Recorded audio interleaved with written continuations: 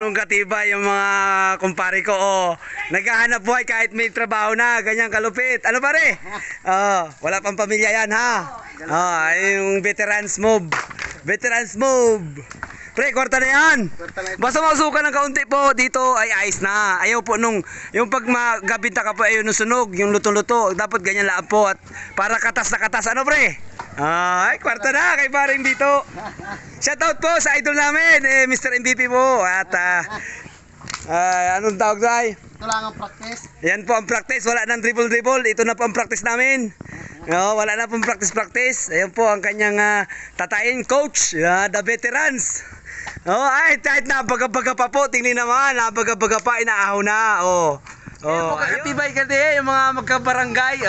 Ay, si paring dito, si Idol, si Mr. MVP.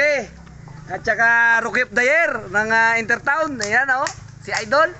Ayan po, kami po nagalo ka din doon sa ako sa taas. Nadatkan ko si paring dito din pala may nautay-utay. Si paring dito may nautay-utay din Dito po, ito po ay ayos na hindi na kailangan sunugin ito. Ay basta po medyo dumi. Nag-brown ng kaunti, ayos na yan.